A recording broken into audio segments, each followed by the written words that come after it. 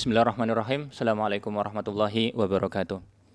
Alhamdulillahirabbil alamin. Wassalatu wassalamu ala asyrafil anbiya'i wal mursalin sayyidina Muhammadin wa ala alihi wa sahbihi wa man sara ala nahji ila yaumiddin. Amma ba'd. Alhamdulillah atas nikmat yang Allah Subhanahu wa taala karuniakan kepada kita. Maka nikmat yang Allah berikan sungguh nikmat yang sangat agung, sangat besar, yang kita tidak akan mampu menghitung nikmat tersebut. Salawat dan salam kita aturkan kepada Nabi Muhammad sallallahu alaihi wasallam, pembawa risalah Islam yang telah menunjukkan kepada kita jalan yang hak, jalan yang terang, jalan yang tidak ada lagi keraguan di dalam jalan tersebut. Jamaah, pemirsa yang dirahmati oleh Allah Subhanahu wa taala, majelis ini majelis tentang sirah nabawiyah. Kita membahas kitab Husulul Ma'mul fi Syarhi Mukhtasar Siratir Rasul, di mana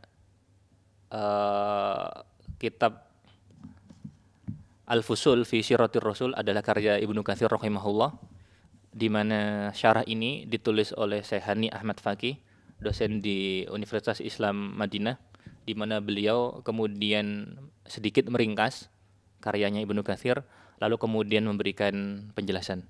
Maka kitab itu yang kita baca.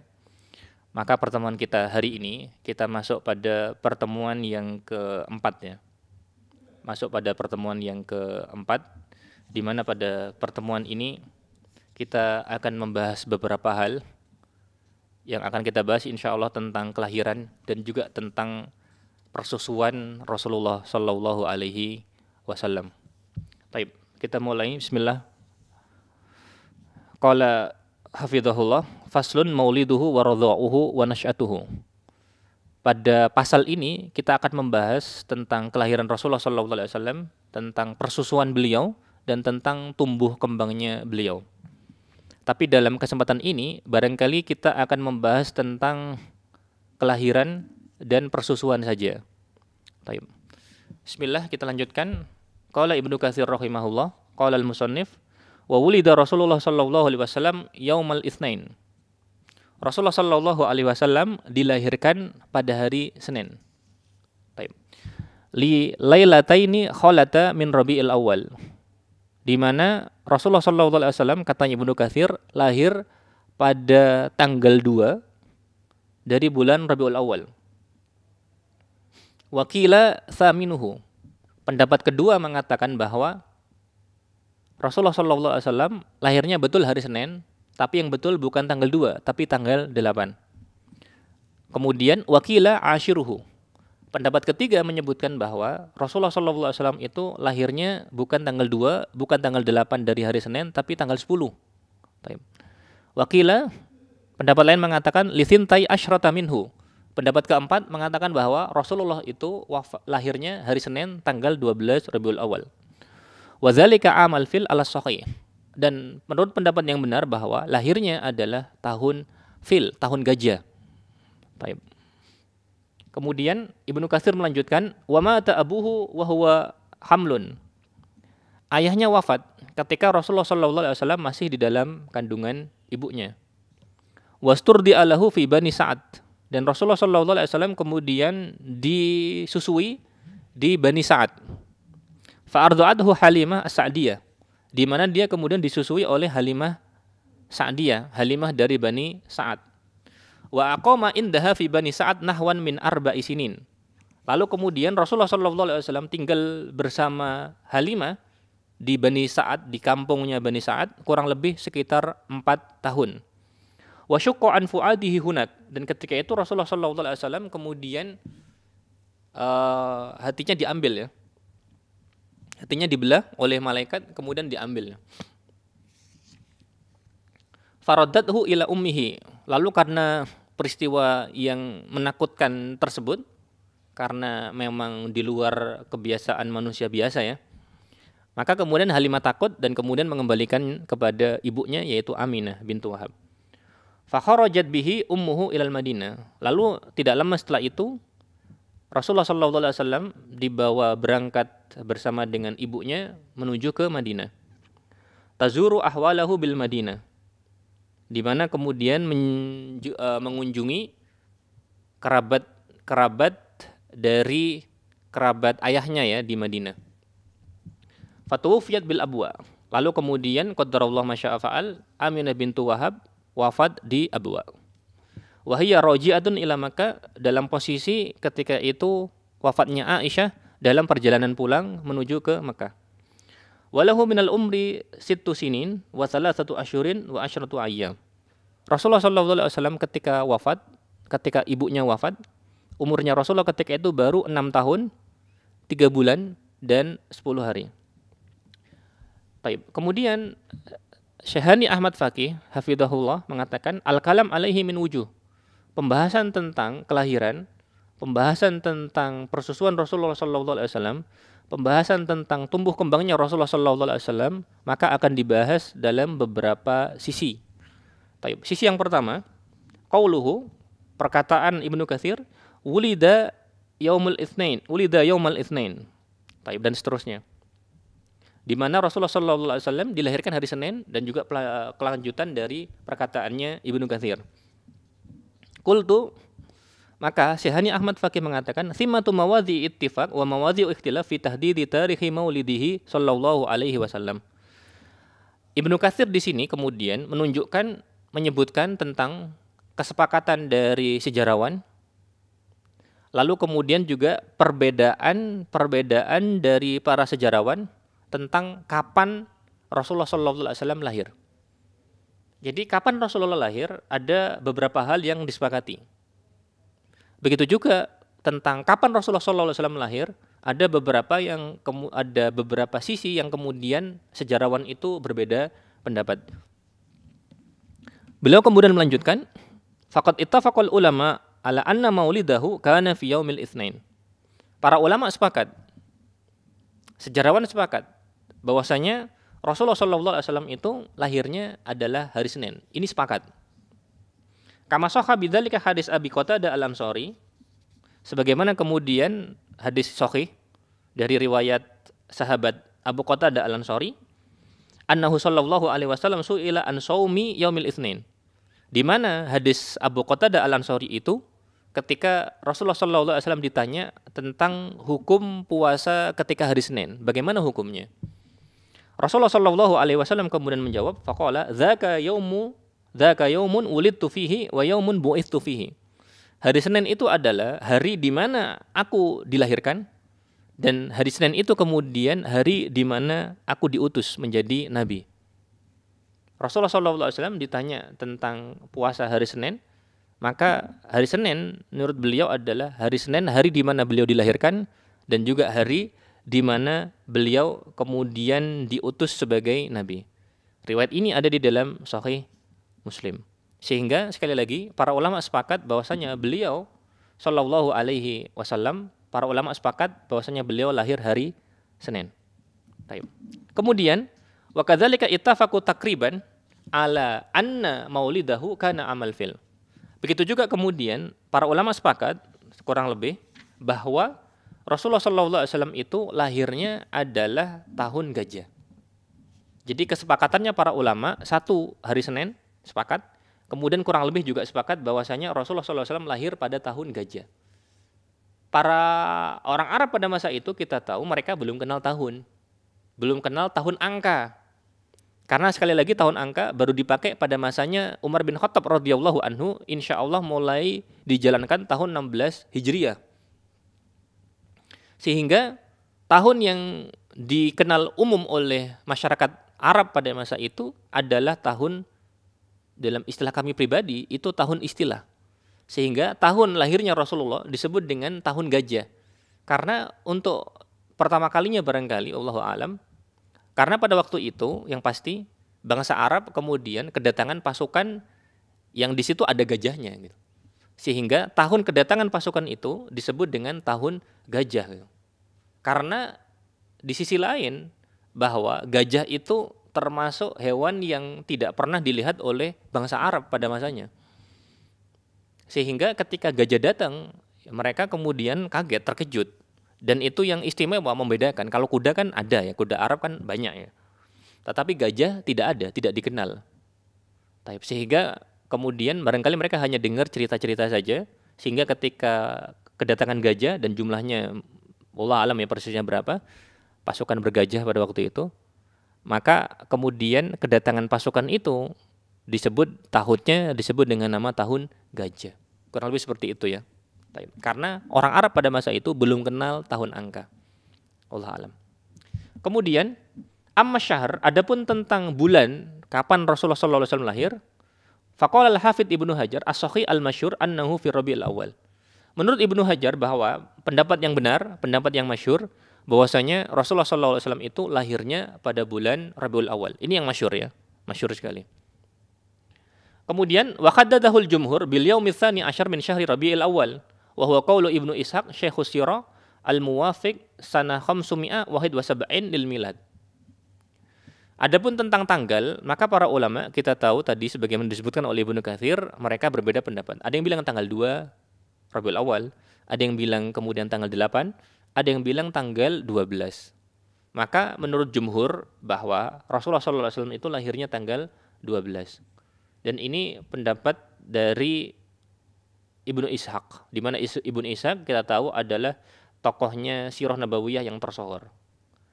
Di mana tahun itu Rasulullah SAW bertepatan tahun Masehinya ya, tahun 571 Masehi.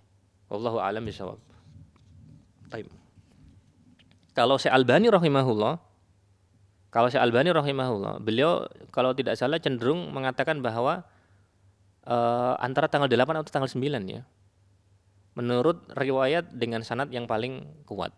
Wallahu a'lam bishawab. Ini poin yang pertama kaitannya dengan kapan Rasulullah lahir. Kemudian beliau Syekh Hani Ahmad Faqih hafizahullah melanjutkan sisi yang kedua, waqad sahibat wiladatuhu syarifah ba'dul ajaib wal ayat. Jadi kelahirannya Rasulullah sallallahu alaihi wasallam itu kemudian diiringi dengan beberapa peristiwa ajaib dan beberapa peristiwa yang menunjukkan tanda kekuasaan Allah Subhanahu wa taala. Min dzalika di antaranya adalah anna ummahu ra'at khina hamalat bihi ka'anna nuran kharaja minha adha'at lahu kusura Syam.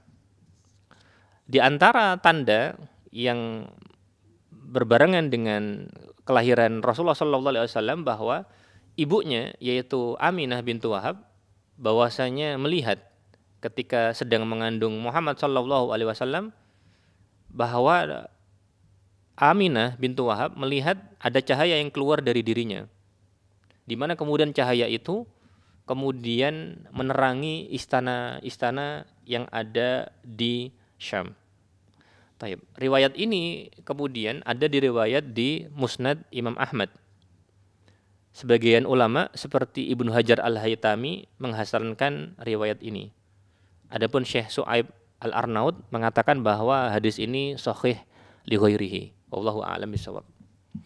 Kemudian kadzalika ishtahara fi kutubi sirah annahu fil yaumil alladzi wulida fihi. Begitu juga pada sisi lain ada dua peristiwa lain yang sering disebutkan dalam kitab sirah. Pertama misalkan irtajasa Iwanu Kisra. Katanya ketika Rasulullah lahir pada masa itu, ketika hari di mana Rasulullah lahir, katanya istana Iwan, istana Persia kan sering disebut dengan nama Istana Iwan. Istana Iwan ini katanya goncang ketika kelahiran Rasulullah. Wasaqatat minhu arba'atu asyrata syurafa. Katanya kemudian ada 14 balkon itu jatuh. Katanya. Wa khamadat narul majus. Lalu kemudian api majusi yang ada pada mereka itu kemudian padam. Walam takun khamadat mundu alf amin. Padahal api itu tidak pernah padam selama 1000 tahun sebelumnya. Wa annama bukhairah sawa dhahaba fil ard. Begitu juga kemudian air dari danau namanya Danau Sawah. Saya tidak tahu ya persisnya sekarang di mana. Katanya dekat dengan sungai Eufrat katanya, wallahu a'lam. Maka ketika lahirnya Rasulullah katanya Danau Sawah ini airnya habis katanya. Airnya itu habis. Kemudian mu'alif memberikan komentar, wa hadhihi thalath al-ayat wa in kanat qad ishtaharat fi kutubis sirah illa annaha lam tathbut min tariq yumkinul wuthuq bihi. Katanya Syekh Hani Ahmad Faqih mengutip Syekh Akram Dhia Al-Umari, beliau mengatakan bahwa 3 tanda ini kemudian meskipun terkenal di kitab-kitab sirah tetapi tidak terbukti. Tetapi tidak terbukti dari jalur periwayatan yang bisa kita percaya. Wallahu a'lam. Barangkali kemudian hanya pembahasan tentang cahaya yang keluar dari Aminah saja yang kemudian sebagian ulama kemudian ada yang mensahihkannya dan kemudian ada yang menghasankannya. Adapun yang katanya istana Iwan itu bergoncang, maka tidak ada dasarnya. Baik, wallahu taala alam bisawab. Kemudian Syekhani Ahmad Faqih melanjutkan, wa ka'anal maqsud bihadil ayat tanbihul basyariyah bi annaha muqbilatun ala hadatsin kabirin sawfa yughayyirul alam wa yadkhuluhu dawran jadidan fid dini wal akhlaq. Yudkhiluhu dawran jadidan fid dini wal akhlaq. Seakan-akan kemudian maksud dari peristiwa-peristiwa tersebut, peristiwa-peristiwa yang besar tersebut, tanda-tanda tersebut ya, meskipun mungkin yang kita pakai bisa jadi hanya sebagian saja, misalkan yang jelas dalilnya bisa dipakai barangkali dalil tentang cahaya yang keluar dari Aminah tersebut, maka hal-hal seperti itu seperti tanbih, seperti peringatan kepada manusia secara keseluruhan bahwasanya manusia itu akan menghadapi peristiwa besar, di mana peristiwa besar ini kemudian akan merubah dunia. Dengan peristiwa besar ini akan kemudian membawa kepada fase yang baru di dalam kehidupan dan juga di dalam akhlaknya. Karena Rasulullah SAW kemudian diutus kepada seluruh manusia dan kemudian akan membawa perubahan yang sangat besar dalam kehidupan manusia. Itu penjelasan tambahan dari beliau hafizahullah.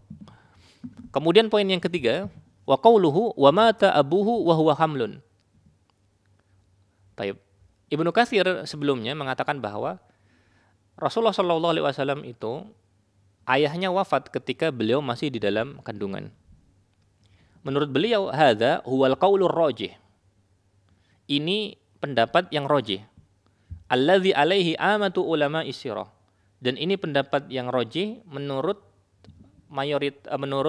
ulama sirah secara umum.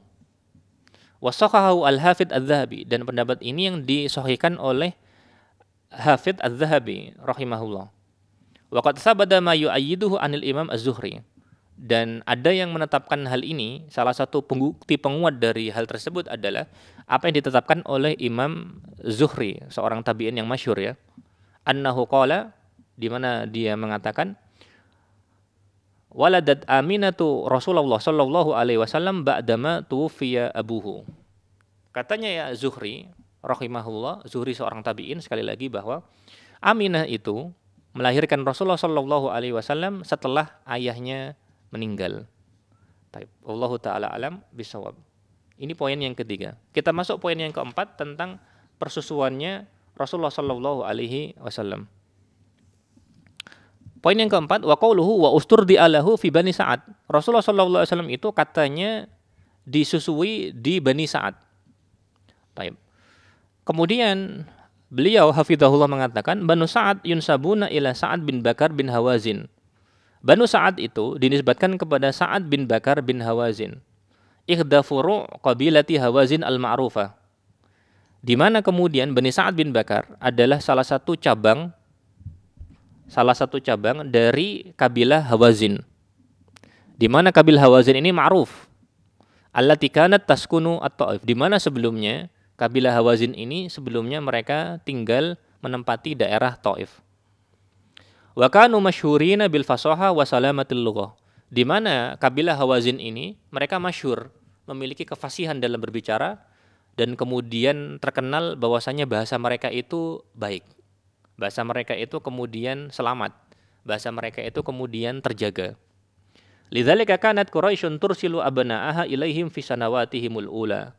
Hal itu kemudian menjadikan sebab mengapa Quraisy mengirim anak-anaknya ke Bani Sa'ad, bagian dari kabilah Hawazin, fi sanawatihimul ula, dari tahun-tahun awal ketika anak-anak mereka masih kecil, agar kemudian bahasanya terbentuk bagus ya. Jadi seperti model pembelajaran pada masa tersebut barangkali. Taib. Kemudian beliau hafizahullah melanjutkan, wa radha'uhu sallallahu alaihi wasallam fi Bani Sa'ad bin Bakar mimma la syakka fi thubutihi. Rasulullah sallallahu alaihi wasallam disusui di Bani Sa'ad ada suatu hal yang kemudian tidak diragukan lagi. Wa qad dallat alaihi nususun katsirah, karena banyak bukti, banyak dalil-dalil yang menunjukkan hal tersebut. Minha ma rawahu Ibnu Ishaq, di mana salah satu dari dalil tersebut adalah riwayat yang disampaikan oleh Ibnu Ishaq. Di mana Ibnu Ishaq mengatakan, haddatsani Thawr bin Yazid an Khalid bin Ma'dan an ashabi Rasulillah sallallahu alaihi wasallam. Di mana Ibnu Ishaq kemudian meriwayatkan dengan sanadnya, di mana sanad itu dari sebagian sahabat Rasulullah sallallahu alaihi wasallam, mereka mengatakan annahum qalu, para sahabat sebagian mengatakan kepada Rasulullah, ya Rasulullah, wahai Rasulullah, akhbirna an nafsik. Sebagian sahabat mengatakan, wahai Rasulullah, akhbirna an nafsik, kabarkan kepada kami tentang dirimu. Faqala, maka Rasulullah sallallahu alaihi wasallam mengatakan, da'watu abi Ibrahim, aku adalah hasil dari doanya Ibrahim. Wa busyra Isa, dan juga kemudian busyra Isa, kabar gembira dari Isa.